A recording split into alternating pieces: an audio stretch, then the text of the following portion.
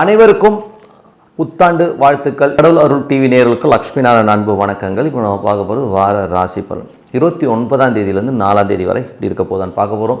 So எப்போதுமே சொல்கிறதாங்க, லக்னத்துக்கு பாருங்கள்.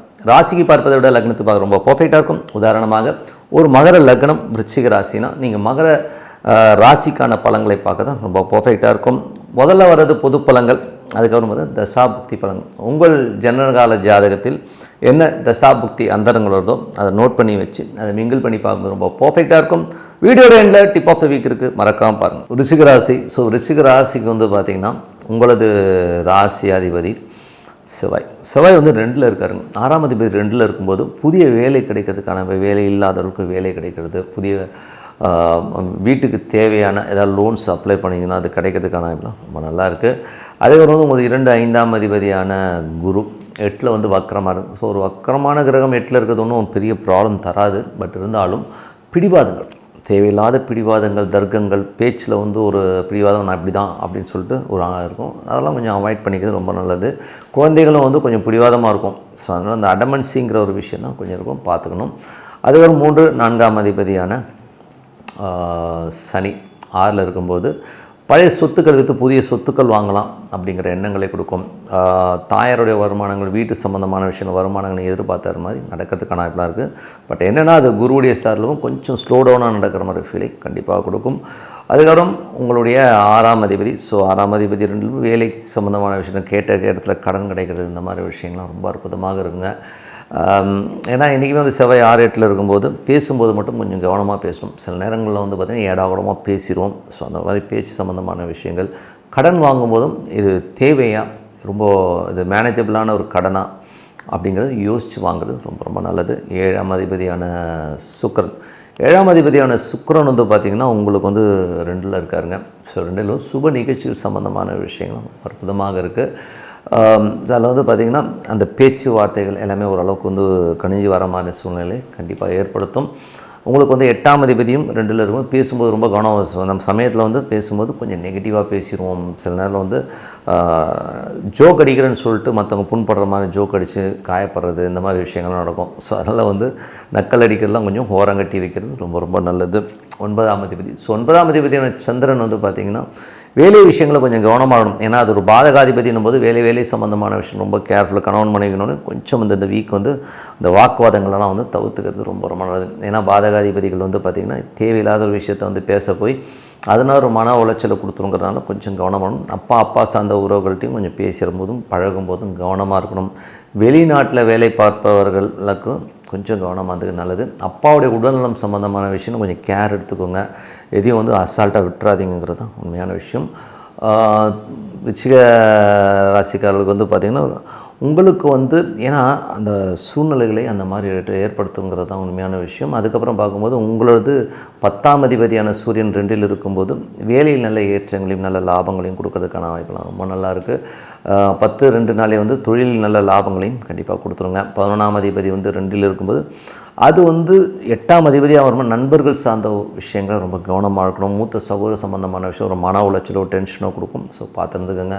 இதுவரை பார்த்து வந்து பொது பலன்கள். இப்போ பார்க்க தசாபுக்தி பலன்கள்.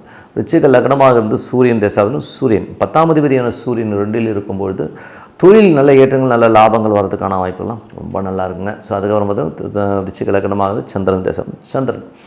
சந்திரன் வந்து பார்த்திங்கன்னா உங்களுக்கு 6, 7, 8ல் பிரயாணம் பண்ணுறாரு. அது பாதகாதிபதினும் போது உங்களுக்கு வந்து வேலை விஷயங்கள் மற்றும் கணவன் மனைவிக்கு நடுவில் இருக்கிற விஷயங்கள் கொஞ்சம் கவனமாக இருந்தது ரொம்ப ரொம்ப நல்லது. ஸோ ஏன்னா வந்து அப்போ வந்து ஏதாச்சும் நம்ம ஏராளமாக பேசுகிறது இந்த மாதிரி விஷயங்கள்லாம் இருக்கும். கொஞ்சம் கேவலமாக பேசிடுவோம். அதனால் கொஞ்சம் பார்த்து நடந்துக்கிறது ரொம்ப ரொம்ப நல்லது. விருச்சிக லக்னமாக வந்து செவ்வாய் தசாபுக்தி அந்தரங்கள். செவ்வாய் வந்து பார்த்திங்கன்னா உங்களுக்கு 6ஆம் அதிபதி 2ல் இருக்கும்போது வேலை இல்லாதவர்களுக்கு இப்போ வேலை கிடைக்கிறதுக்கான வாய்ப்புகள் ரொம்ப நல்லாயிருக்கு. கடன் கேட்ட இடத்துல கிடைக்கிறதுக்கான வாய்ப்புகளும் ரொம்ப நல்லா இருக்குங்க. ஸோ அதெல்லாமே ரொம்ப சிறப்பு தான். விருச்சிக லக்னமாக வந்து ராகு தசாபுக்தி அந்தரங்கள். ராகு வந்து பார்த்திங்கன்னா 4ல் இருக்காருங்க. ஸோ கொஞ்சம் தாயாரோட உடல்நலம் சம்மந்தமான விஷயங்கள் கொஞ்சம் கேர்ஃபுல்லாக இருக்கணும். அம்மா கிட்ட பேசும்போதோ பழகும்போதோ கொஞ்சம் பார்த்து பேசுறது ரொம்ப ரொம்ப நல்லதுங்க. விருச்சிக லக்னமாக இருந்து குரு தசாபுக்தி அந்தரங்கள். குரு வந்து பார்த்திங்கன்னா உங்களுக்கு 8ல் இருக்காருங்க. 2, 5ஆம் அதிபதி 8ல் இருக்கும்பொழுது குடும்பத்தில் தேவையில்லாத ஒரு பிடிவாதங்கள், குழந்தைகளோட பிடிவாதங்களை ஒரு சின்ன மனக்கலக்கங்கள் வர்றதுக்கான வாய்ப்புகள் இருக்கும். ஸோ அதனால் கொஞ்சம் கேர்ஃபுல்லாக ஹேண்டில் பண்ணணும். விருச்சிக லக்னமாக இருந்து சனி தசாபுக்தி. சனி வந்து 3, 4ஆம் அதிபதி 5ல் இருக்கும்போது பழைய சொத்துக்களை விற்றலாம், பழைய வண்டியை கொடுத்துட்டு புது வண்டி வாங்கணும், இந்த எண்ணங்கள்லாம் நிறைய இருக்கும். ஸோ அது ஒன்றும் தப்பு இல்லை. குழந்தைகள் வந்து கொஞ்சம் சோம்பேறித்தனமாக இருக்கிறத நினச்சி கொஞ்சம் ஃபீல் பண்ணுவீங்க, என்னடா இந்த பயப்புள்ள எப்படி இருக்கிறாங்கிற மாதிரி சூழ்நிலை கண்டிப்பாக ஏற்படுத்தும். விருச்சிக லக்னமாக இருந்து புதன் தேசாபுத்திரம் புதன் வந்து பார்த்திங்கன்னா உங்களுக்கு 8ஆம் அதிபதி மற்றும் 11ஆம் அதிபதி 2ல் இருக்கும்போது பேச்சில் கவனம் தேவை. மூத்த சகோதரர்கள் நண்பர்கள் விஷயங்களும் கொஞ்சம் கேர்ஃபுல்லாக இருந்துக்குங்க. விருச்சிக லக்னமாக இருந்து கேது தேசாபுத்திரம், கேது வந்து 10ல் இருக்கும்போது தொழில் சார்ந்த விஷயங்களை வந்து கொஞ்சம் கடன் வாங்குற சூழ்நிலை ஏற்படுத்தும். வியாபாரத்துக்காக கொஞ்சம் கடன் வாங்க, பட் தேவையா அப்படிங்கிறத ரொம்ப யோசித்து வாங்குறது ரொம்ப ரொம்ப நல்லதுங்க. விருச்சிக லக்னமாக வந்து சுக்கிர தசாபுத்தி அந்தரங்கள். சுக்கிரன் வந்து பார்த்தீங்கன்னா 7ஆம் அதிபதி உங்களுக்கு 2லும் சுப நிகழ்ச்சிகள் நடக்கிறதுக்கான வாய்ப்பு, அதுக்கான அலைச்சல்கள் இருக்கும். ஸோ ஏதாவது கமிட் பண்ணணும் அப்படிங்கிற எண்ணங்களெல்லாம் கண்டிப்பாக கொடுக்குங்க. ஸோ மற்றபடி என்னை பொறுத்த ஒரு நல்ல ஒரு பிரார்த்தனை மனசார இறைவனை பிரார்த்தனை பண்ணுவோம். கண்டிப்பாக அடுத்த லெவல் போகிறதுக்கான ரொம்ப சிறப்பாக இருக்குது. இப்போ பார்க்கும்போது tip of the week. So tip of the வீக்கில் வந்து பார்த்திங்கன்னா பிடிவாதக்காரன் யார் அப்படின்றத பற்றி தான் பேச போகிறோம். ஸோ என்றைக்குமே ஒரு ஜாதகத்தில் யார் வந்து ரொம்ப பிடிவாதமாக இருப்பாங்கிறத வந்து நம்ம வந்து நிர்ணயம் பண்ணுறதே வக்ர கிரகங்கள். மேஜராக நிறைய பேருக்கு வந்து லக்னத்திலே வந்து வக்ர கிரகம் அமைஞ்சிரும், அவங்களும் கொஞ்சம் அடமெண்ட்டாக இருப்பாங்க.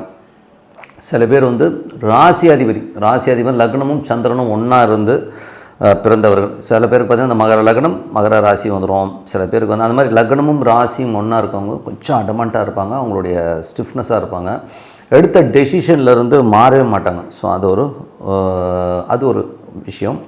அதுக்கப்புறம் பார்த்திங்கன்னா யார் ரொம்ப ஏடாகூடமான வக்கரம், அதாவது ஏடாகூடமாக நல்லதோ கெட்டதோ நான் வச்சது தான் சட்டம் அப்படின்னு இருக்கிறவங்களும் தான் பார்த்திங்கன்னா மேஜராக வந்து நிறைய வக்ர கிரகங்கள் இருக்கிற ஜாதகங்களில் வந்து அந்த மாதிரி விஷயங்கள் நடக்கும். ஸோ வக்ர கிரகங்களும் போது என்ன மாதிரி வக்ரகங்களும் போது இப்போ சப்போஸ் குருவோ சனியோ ராகு கேதுகளுடைய அந்த ஜாதகத்தில் வந்து வலுவாக உட்காந்துரும்.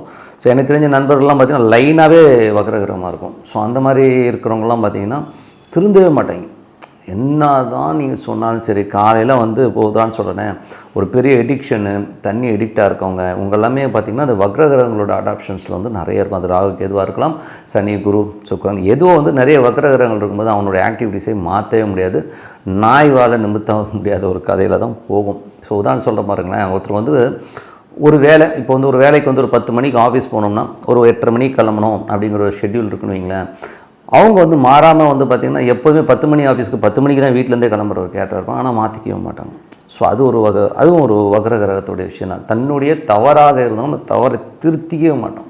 அது வந்து ஏன்னா அவனோட பிளானட்டில் வந்து லக்னத்துலேயோ இல்லை தசாபுத்திகள் அந்தரங்கள்லேயோ வந்து இந்த வக்ரகிரகங்களுடைய தசாபுத்திகள் நடக்கும்போது இவன் திருந்தவே முடியாத ஒரு கேரக்டராக தான் மாறுறாங்கிறது தான் உண்மையான விஷயம். ரொம்ப அடமன்சி இருக்கும்.